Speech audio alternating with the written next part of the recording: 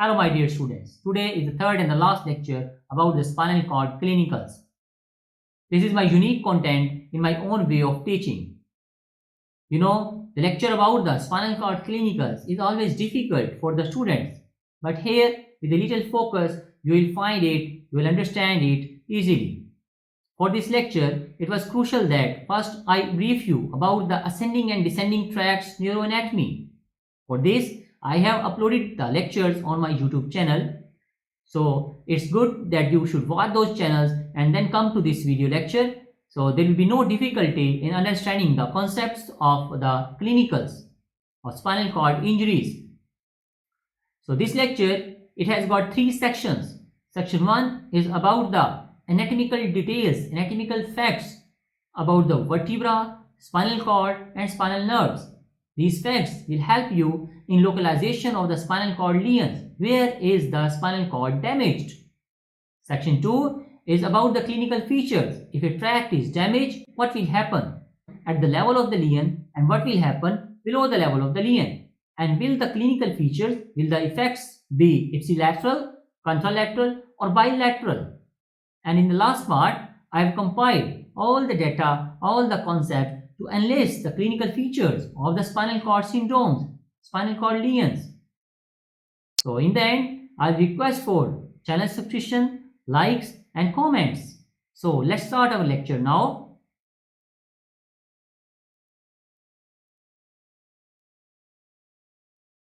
Now I'll show you the classification of the spinal cord injuries. The spinal cord injuries can be chronic and they can be acute. The chronic are known as the non-traumatic spinal cord injury and acute are known as the traumatic spinal cord injuries. Now the categories of the chronic spinal cord injuries. Number 1, the spinal tumors that include primary tumors and the metastases. Then is the degenerative disorders like the herniated disc and the spinal stenosis. Then is the vascular disorders that include spinal stroke, aneurysm and the hematoma. Last is the inflammation that includes transverse myelitis and the tuberculosis. And now the acute spinal cord injuries. The acute spinal cord injury can be because of vertebral fracture, that is because of the roadside accident or a weapon injury. The vertebral fracture is going to injure the spinal cord. Then this is the spinal cord injury because of the hyperextension during fall. This is the spinal cord injury due to hyperflexion during a car accident. And this is spinal cord injury, compression type of injury due to fall. Spinal cord can also get affected during a flexion rotation injury. And this is a diagram showing you a weapon that has injured the spinal cord. So these are the categories of the acute spinal cord injuries. Now another classification of the spinal cord injury, that is on the basis of the site. On the basis of the site, spinal cord injury can be intramedullary when the disease or the pathology is inside the cord. Spinal cord injury can be extramedullary when the disease or pathology is present outside the spinal cord but inside the meninges. The spinal cord injury can be extradural if the disease or pathology that is affecting the spinal cord is outside the meninges. Example of the intramedullary lesion is the spinal cord tumors and CSF disorders like the syringomyelia. Example of the extramedullary intradural lesion is the vascular pathologies.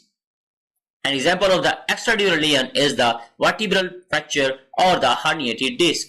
So this is the classification of the spinal cord injuries on the basis of site. Now the spinal cord injuries can be complete or they can be incomplete. Complete spinal cord injury means we have got sensory or motor impairment in a part of the body that is continuous till the end of the body. There is no break. While in incomplete spinal cord injuries, we have got sensory or motor impairment that is not continuous till the end of the body. There will be a normal part of the body with intact sensory and motor functions in between. So this is incomplete spinal cord injury. Labeling a spinal cord injury complete or incomplete helps us understanding its pathology. A complete spinal cord injury, the spinal cord is completely cut, completely damaged. No impulse can travel beneath the level of the injury. This is the complete spinal cord transaction that will lead to complete loss of movement and sensation below the level of the injury. While in incomplete spinal cord injury, we have got the spinal cord injured partially. Some of the impulses can still travel beneath the level of the injury. These are the 4 syndromes that are the examples of the incomplete spinal cord injuries. In Brown's cord syndrome, we have got the right or the left half of the spinal cord damaged. In central cord syndrome, we have got the central part of the spinal cord damaged. And in posterior and interior cord syndrome, we have got the posterior or the anterior half of the spinal cord damaged. Rest of the spinal cord is intact and the impulses will travel from this healthy side of the spinal cord. Now another classification of the spinal cord injuries. The injury can be labeled as primary injury or it can be labeled as the secondary injury. Primary injury is about those neurological deficits that are present from the very beginning at the time of the trauma. And if the disease progresses, the damage increases due to edema, due to inflammation or due to any mishandling. We will have new neurological deficits and these added neurological deficits will be labeled as the secondary injury. So the acute spinal cord injury can be a primary injury and can be a secondary injury.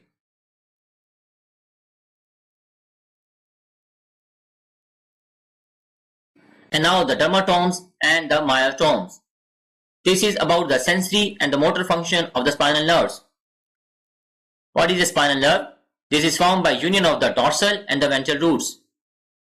And then the spinal nerve divides into a dorsal ramus and a ventral ramus. The dorsal ramus moves towards the back midline and supplies skin and muscles over there, while the ventral ramus supplies rest of the body, the sides and the front of the body and the upper limb and the lower limb. Both of the dorsal and the ventral ramus will supply skin, that is their sensory function, and they will supply the muscles present there, that is their motor function. The area of the skin that is supplied by each of the spinal nerve is the dermatome, and the mass of the muscle supplied by each of the spinal nerve is the myotome. Below the cranium, we have got the spinal nerves to supply the whole body. And in this part of the body, we have got skin and the skeletal muscle. This is the sensory and the motor role of the spinal nerves that is divided into 31 parts because we have got 31 spinal nerves. So we will have 31 dermatomes in the body and we will have 31 myotomes in our body. But how this knowledge will help us in diagnosing the neurological disorders? Let me show you in this table. First, the clinically relevant dermatomes. For example, we have got sensory deficit over the shoulder region. This will indicate that spinal cord segment C4 is affected. And if there is sensory deficit over the umbilical area of the body, this will indicate that T10 segment of the spinal cord is affected. And now the clinically relevant myotomes. If a neurophysician detects that deltoid is not working, this will indicate that spinal cord segment C5 is affected. And if the cordyceps are not working or paralyzed, this will indicate that spinal cord segment L4 is affected. Likewise, if the gastrocnemius are not working or paralyzed, this will indicate that spinal cord segment S1 is affected. In this way, dermatomes and myotomes help us in localization of the spinal cord lesion.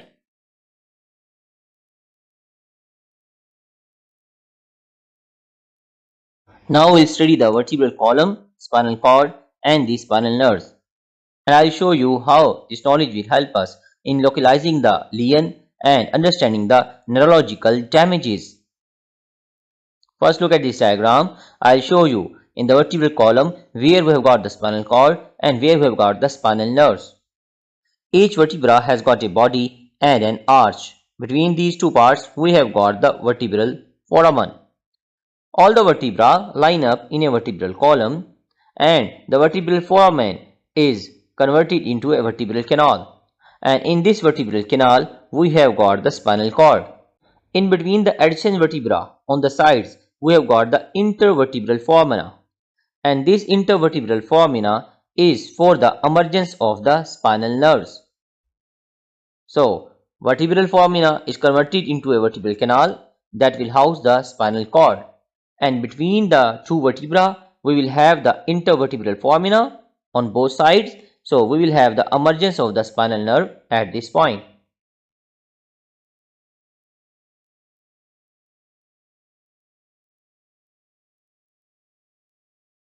So this is the vertebral column that consists of 33 vertebra, and this is the spinal cord that consists of 31 spinal cord segments.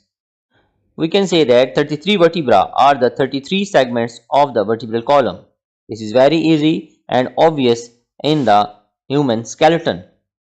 But the difficulty is to locate the spinal cord 31 segments. How we will mark the spinal cord segments? The answer is we will mark the spinal cord segments with the help of the emerging spinal nerves. The spinal nerve T2 is emerging from this part of the spinal cord, so this is the T2 spinal cord segment. L2 spinal nerve is emerging from this part of the spinal cord, so this is the L2 segment of the spinal cord. So, spinal cord segments are not obvious like the vertebrae, and they are marked with the help of the spinal nerves, 31 spinal nerves and the 31 spinal cord segments. Here comes a major difference between the vertebral column and the spinal cord. Vertebral column extent is till the tailbone, but the extent of the spinal cord is till the L2 vertebra. Here, the spinal cord will end. After this, there will be no spinal cord. You can also note down here, we have got the spinal cord that is ending at the level of the L2. So why this is important for the neurological lesions, I will explain shortly. First, I will show you how the spinal nerves are named. Now I will demonstrate how we will number the spinal nerves and how they exit the vertebral column. This is the spinal cord. From here, we have got the emergence of the spinal nerves. First 7 strical nerves exit the vertebral column above the corresponding vertebra. What does this mean? We have got the second strical nerve that exits the vertebral column above the C2 vertebra or between C1 and C2. Important thing to note down is that after the 7th strical nerve, the 8th strical nerve and all other spinal nerves will exit the vertebral column below the corresponding vertebra. T2 spinal nerve will exit the vertebral column below the 2nd thoracic vertebra or between 2nd and 3rd vertebra. Likewise, the 11th thoracic nerve will exit the vertebral column below the 11th thoracic vertebra or between 11 and 12th vertebra. So I will repeat, the first 7 strical nerve exit the vertebral column above the corresponding vertebra, and then all other spinal nerves exit the vertebral column below the corresponding vertebra.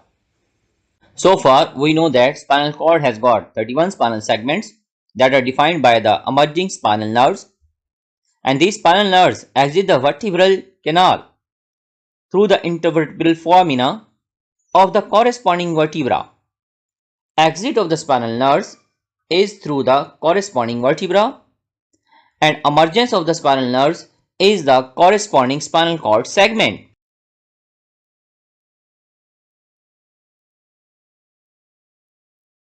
Now I'll tell you further detail about the important facts. You know, the length of the spinal cord is shorter than the length of the vertebral column. Therefore, the spinal cord segments will not correspond to the vertebra. This is the end of the spinal cord. Here we have got the sacral segments, and these sacral segments are not present against the sacral vertebra. They are present against the T12 or the L1 vertebra. This is important for the clinical assessment of the spinal cord injuries, for localization of the site of the lesion. For example, if T10 vertebra is fractured, this doesn't mean that T10 spinal cord is damaged. Against the T10 vertebra, we have got the L1 spinal cord segment. So this is important, how we will guess the spinal cord segment if a vertebra is damaged. In the beginning of the spinal cord segments correspond to the cervical vertebra. Yes, here if the cervical vertebra 5 is damaged, we will say that spinal cord is affected at the cervical segment 5. But after this, for the first 6 thoracic vertebra, there is a rule, we will add +1 for the spinal cord segment. If the vertebra number 4 is fractured, we will say that spinal cord segment T5 is affected. After this, till the T12 vertebra, we will add plus 2. If T9 vertebra is damaged, we will say that spinal cord segment T11 is affected. And after this, we will add plus 3. If the fractured vertebra is T12, we will say that the spinal cord segment L3 is affected. So this is the way we will determine the side of the spinal cord lesion.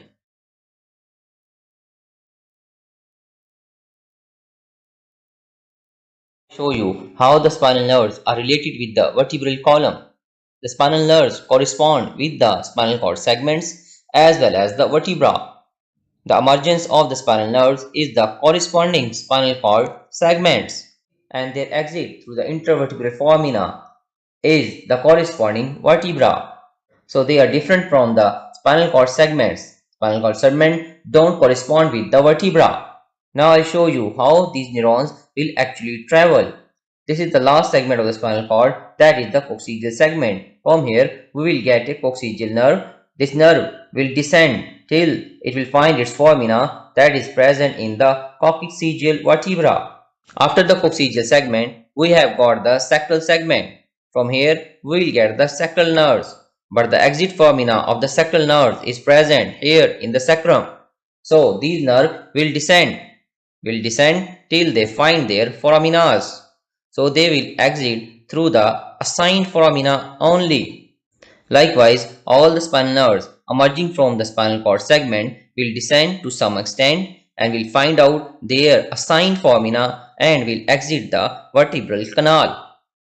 There are two important structures we can note down here. This collection of the spinal nerves at the end of the vertebral column resembles a horse tail, so we name this part as the cauda equina.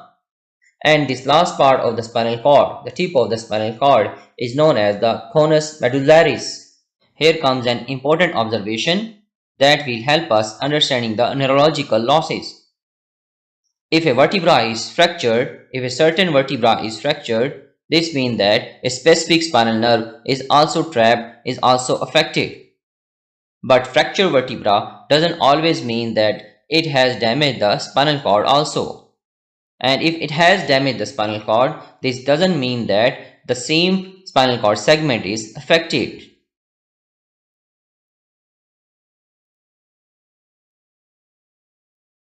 Now I'll demonstrate how we will categorize a neurological deficit, sensory loss or a motor loss as the ipsilateral, contralateral or the bilateral.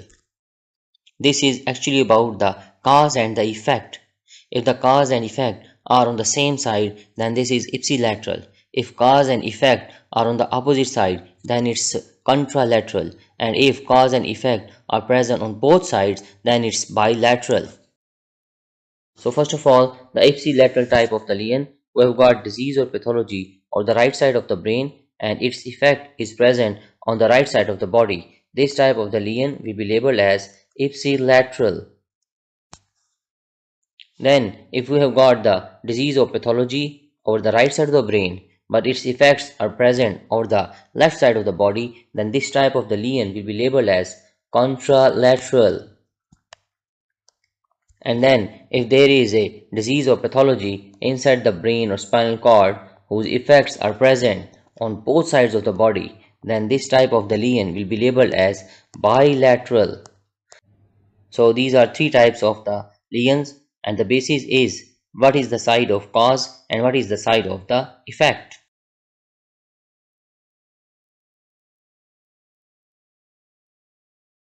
Now I'll talk about the types of the paralysis.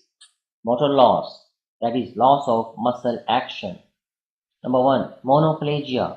This is loss of muscle action in one of the limbs. Out of 4, one limb is affected, that is monoplegia.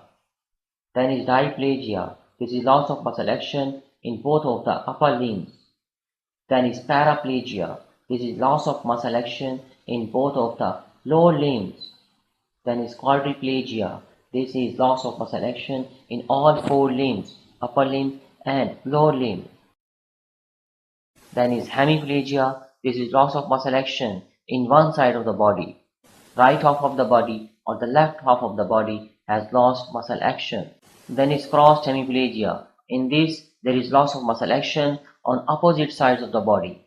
One of the upper limb is affected and other side of the lower limb is affected. So these are the types of the paralysis.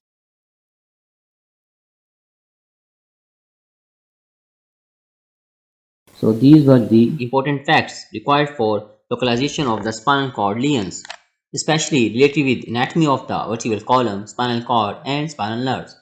Now the part 2 of my lecture. This is about rules for conceptual learning of spinal cord lesions, clinical features. So get ready for the best concepts. First of all, I'll tell you spinal cord lesions, possible scenarios, and then I'll talk about the important tracts of spinal cord and how to interpret the clinical features if they are affected, what will happen at the level of the lesion and what will happen before the level of the lesion, what will be the clinical features if the lesion is after the cross of fibers and if the lesion is before the cross of the fibers. So the spinal cord lesions, possible scenarios.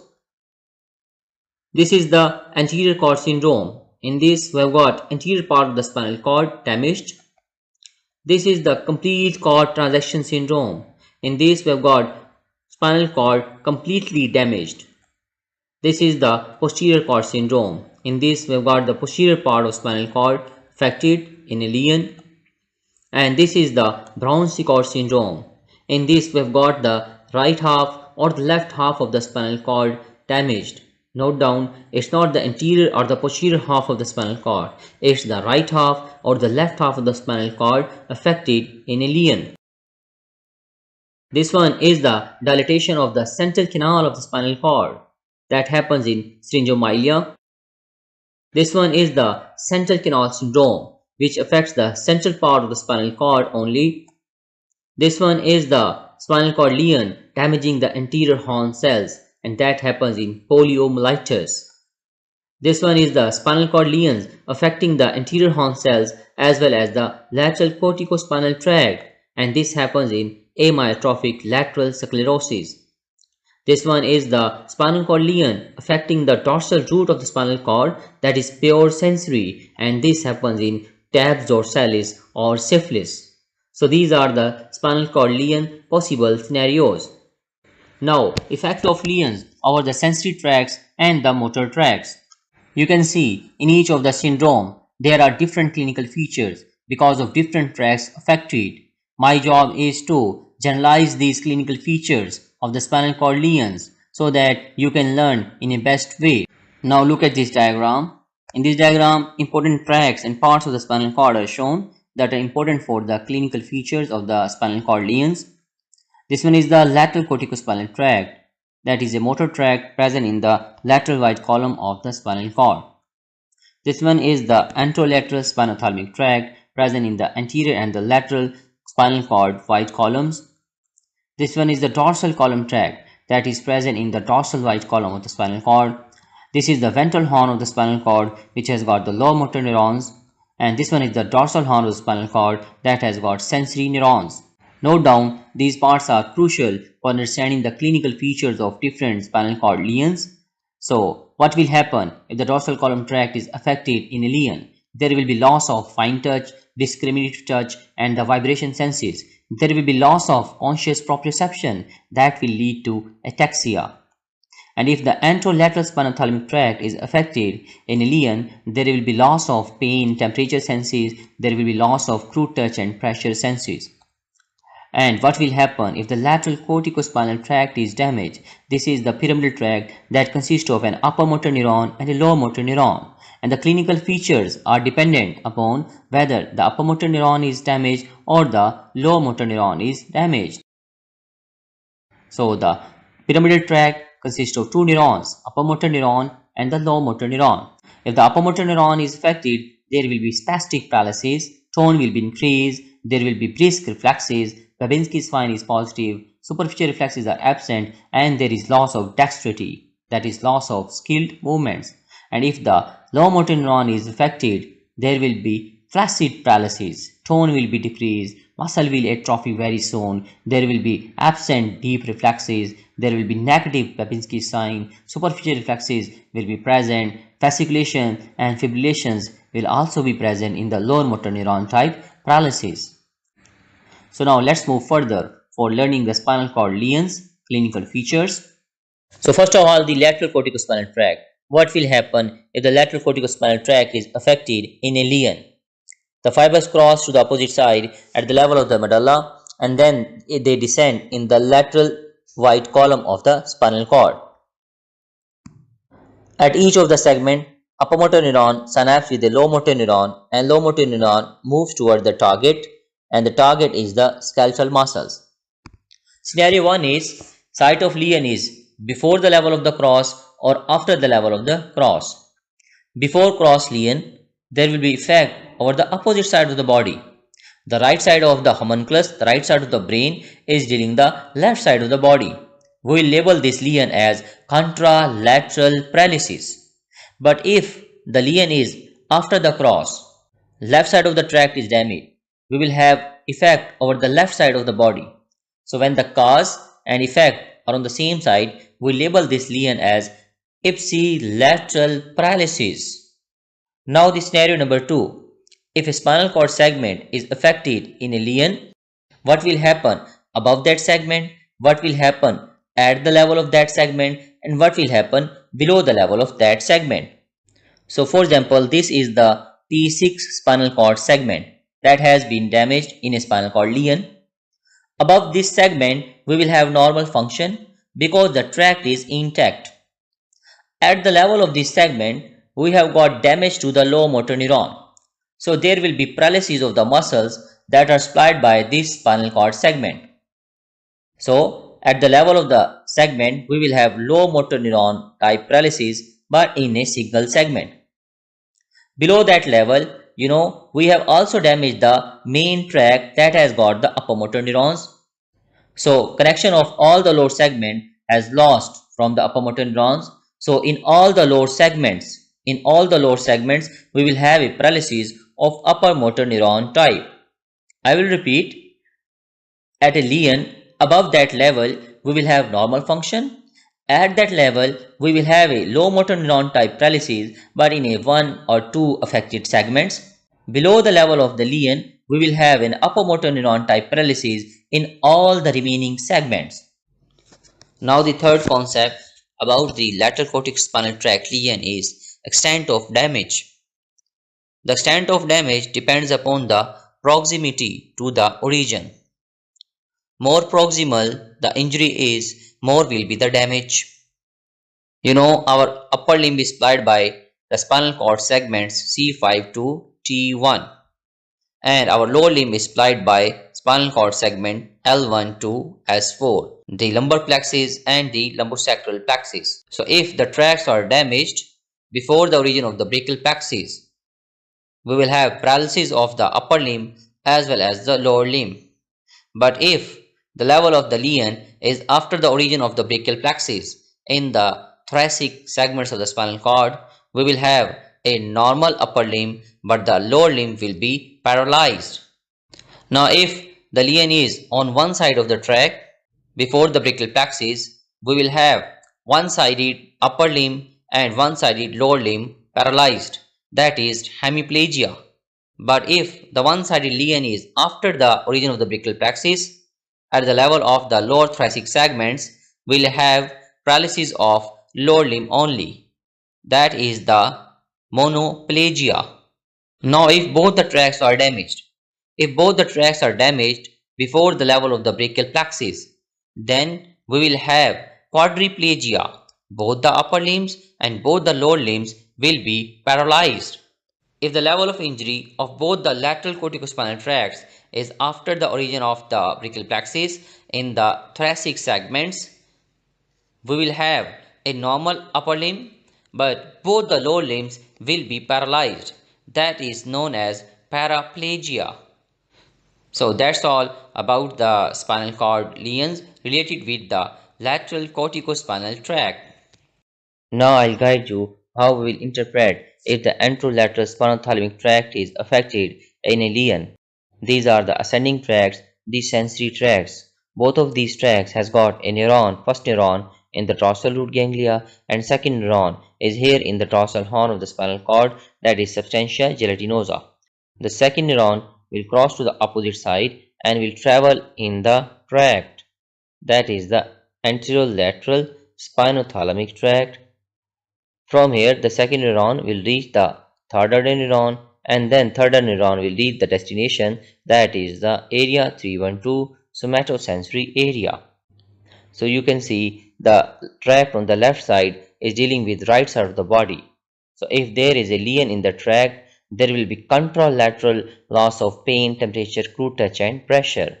But if there is damage to the dorsal horn or damage to the dorsal root ganglia, we will have ipsilateral loss of pain, temperature, crude touch and pressure.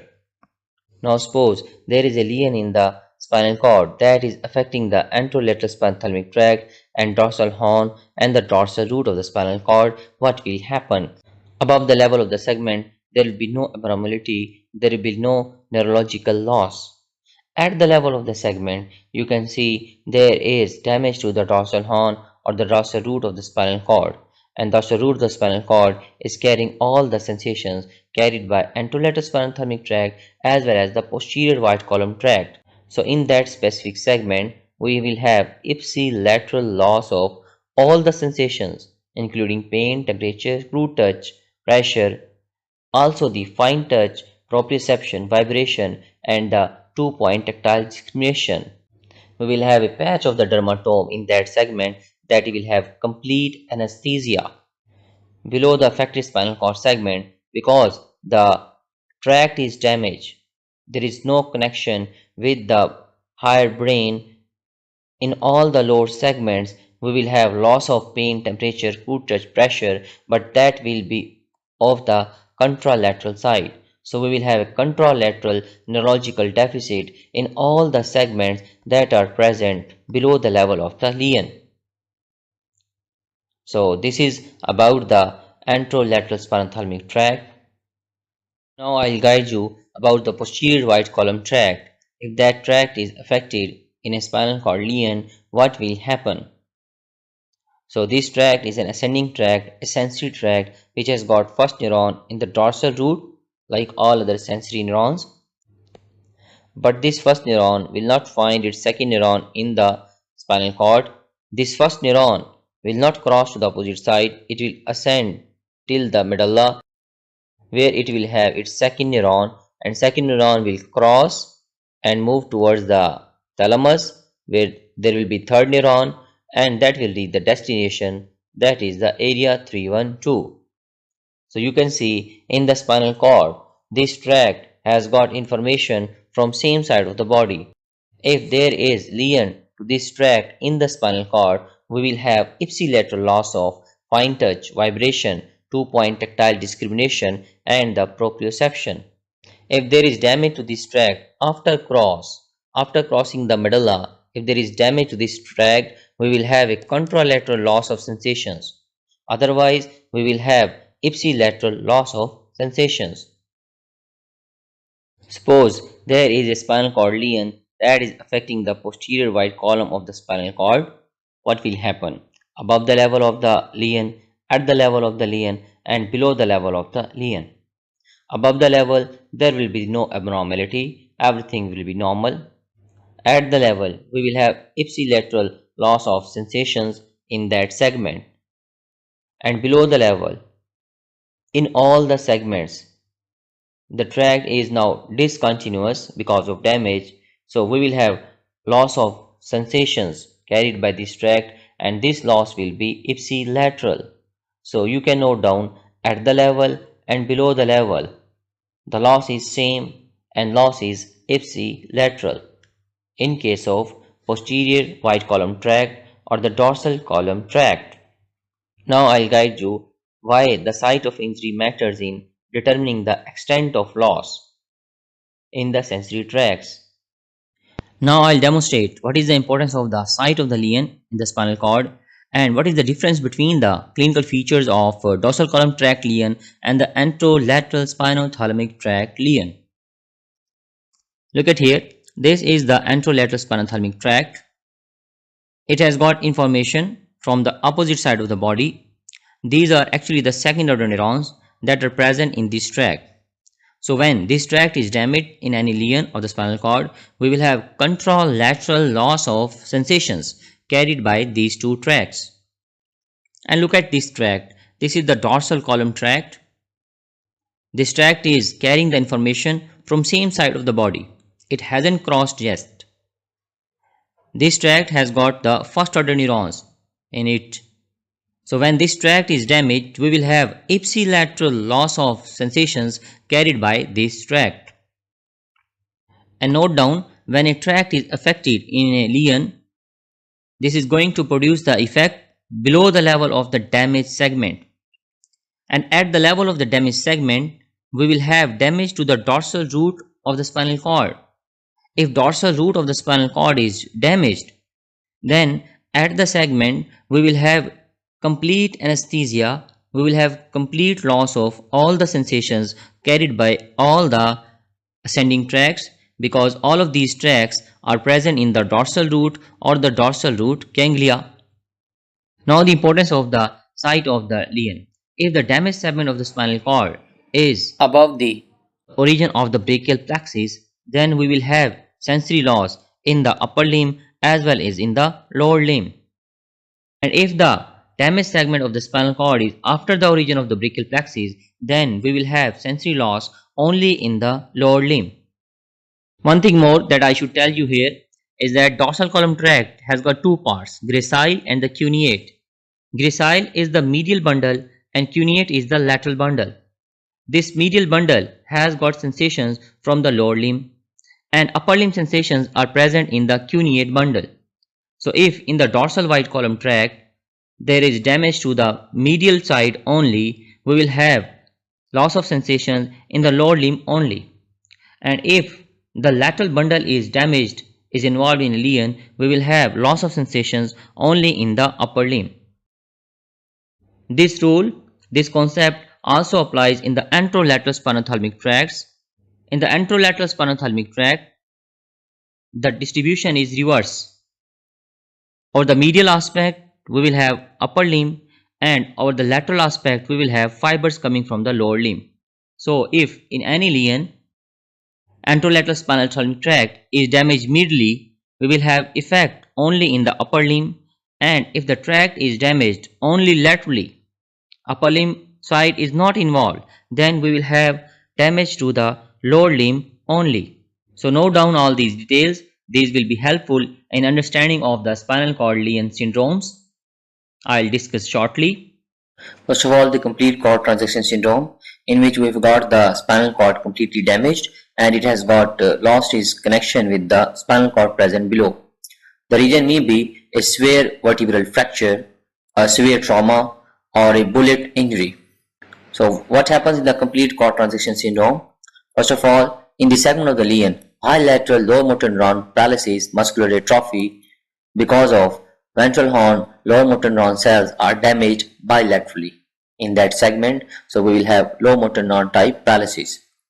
Below the level of the lesion, we will have bilateral upper motor neuron type paralysis, that is spastic paralysis, Babinski sign positive, and loss of superficial abdominal reflexes and premenstrual reflexes. This is because bilaterally both anterior and lateral corticospinal tracts are damaged that carry the upper motor neuron. Below the level of the lesion, we will have bilateral muscular spasticity because bilaterally extrapyramidal tracts are also damaged. Then below the level of the lesion, we will have bilateral loss of all sensations because bilaterally all the descending tracts are also damaged. And then we will have loss of control over the sphincters like urinary bladder because descending autonomic fibers are also affected. Now the anterior cord syndrome, in which anterior half of the spinal cord is affected only. This may be because of the hyperflexion injury, putting pressure on the anterior part of the spinal cord only, or it may be due to ischemia of the arteries that supply this part of the spinal cord, that is anterior spinal artery. So what happens in the anterior cord syndrome? Number 1, in the segment of the lesion, in that damaged segment only, we will have bilateral lower motor neuron type paralysis because the low motor neuron cells present in the ventral horn are damaged bilaterally. Then below the level of the lesion, we will have bilateral upper motor neuron type paralysis, spastic paralysis, Babinski sign positive, and loss of superficial abdominal and cremasteric reflexes because bilaterally anterior and the lateral corticospinal tracts carrying upper motor neuron are affected. Then bilateral loss of the muscular spasticity below the level of the lesion because bilaterally extrapyramidal tracts are also affected. Then below the level of lesion, bilateral loss of pain, temperature, crude touch, pressure because bilaterally anterior and lateral spinothalamic tracts are also damaged. But there will be no problem with the tactile discrimination, vibration and proprioception because dorsal column tract is not involved in this damage. Now the posterior cord syndrome, in which we have got posterior part of the spinal cord affected only. The reason may be a hyperextension injury or ischemia to the artery that supplies this part of the spinal cord, that is posterior spinal artery. Now what happens in the posterior cord syndrome? Below the level of the segment, damaged segment, we will have bilateral loss of discriminative touch, vibration and proprioception. All other sensory and motor functions will be normal because this is the only tract that is damaged mostly in the posterior cord syndrome. So, when we will have loss of proprioception, it will lead to ataxia, abnormal gait in the lower limb. It will lead to hypotonia and loss of tendon reflexes. Now the Brown-Séquard cord syndrome, hemisection syndrome, in which right or left half of the spinal cord is affected. The reason may be the mechanism of injury. A part of the damaged vertebra may press one half of the spinal cord only. This will lead to Brown-Séquard syndrome. So what happens in the Brown-Séquard syndrome? Number 1, in the segment of the lesion, ipsilateral lower motor neuron type paralysis because there is damage to the lower motor neuron cells present in the ventral horn but on one side. Below the level of the lesion, we will have ipsilateral upper motor neuron spastic paralysis, upper motor neuron type paralysis below the level of the lesion because we have damage to the anterior and the lateral corticospinal tract on one side. Then in the segment of the lesion, we will have ipsilateral band of cutaneous anesthesia because there is damage to the dorsal root of the spinal cord that carries all the ascending tracts. So all the senses will be lost in one dermatome ipsilaterally. And this will especially help us in localizing the lesion. That dermatome will localize the spinal cord segment. Then below the level of the lesion, we will have contrast loss of the pain, temperature, crude touch and pressure because anterior and the lateral spinothalamic tracts are damaged and these are cross tracts carrying sensation from the opposite side. And then below the level of the lesion, we will have ipsilateral loss of tactile discrimination, vibration and proprioception. And this will be ipsilateral because dorsal column tract is damaged, that is uncrossed. Now central cord syndrome. In central cord syndrome, the reason may be the spine in the hyperextension or there may be a tumor in the central part of the spinal cord that is lead to the spinal cord syndrome. So what happens in the spinal cord syndrome? Number 1, in the segment of the lesion, there will be bilateral lower motor neuron type paralysis because the lower motor neuron cells in the ventral horn are damaged bilaterally. Then below the level of the lesion, we will have bilateral upper motor neuron type paralysis with characteristic sacral sparing. Sacral sparing means that sacral fibers, the fibers carrying information to the lower limb, will not be affected, and the lateral corticospinal tract is affected only over the medial side, medial half that supplies the upper limb. So this is the sacral sparing. Then below the level of the lesion, bilateral loss of pain, temperature, light touch, pressure, sensations with characteristic sacral sparing. Again sacral sparing because this is because of damage to the anterior and the lateral spinothalamic tract but on the medial side that carries only the upper limb. The lateral half will not be damaged in the central cord syndrome, so there will be sacral sparing, there will be no problem with the lower limb. Now poliomyelitis, that is because of poliovirus, and this virus affects, damages only the low motor neurons present in the ventral horn. So in the poliomyelitis, we will have motor problems only, there will be no sensory problem. So what happens in the poliomyelitis? Number 1, acute viral infection of the lower motor neuron, anterior horn cells, and the motor nuclei of cranial nerves may also be affected because these are also the lower motor neurons. Then death of the low motor neuron will lead to paralysis and wasting of the muscles, that is low motor neuron type paralysis. Lower limb are more often affected than the upper limb. In severe poliomyelitis, respiration may be threatened. It may risk the life due to the paralysis of intercostal muscles and diaphragm. Now the tape dorsalis or syphilis. The reason is this parasite, that is Treponema pallidum.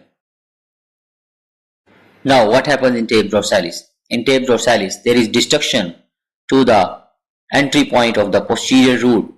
Here we have entry of all the ascending tracts. This point is the site of damage in tape dorsalis, and the segments that are mostly involved in this damage are lower thoracic and lumbosacral. This means that upper limb will not be involved in the tape dorsalis, only the lower limb will have the clinical features of tape dorsalis. So there will be stabbing pain, paresthesia, loss of proprioception in the lower limb, and loss of sensation in the skin of parts of trunk and lower limb only. Loss of awareness that the urinary bladder is full. Then because we have loss of proprioception, there will be ataxia, abnormal gait, hypotonia, loss of tendon reflexes of the lower limb. So this is the tape dorsalis. And note down, these are also the features of tape dorsalis because it affects other parts of body also, like the joints and the eyes. So note down, these are also the clinical features of tape dorsalis.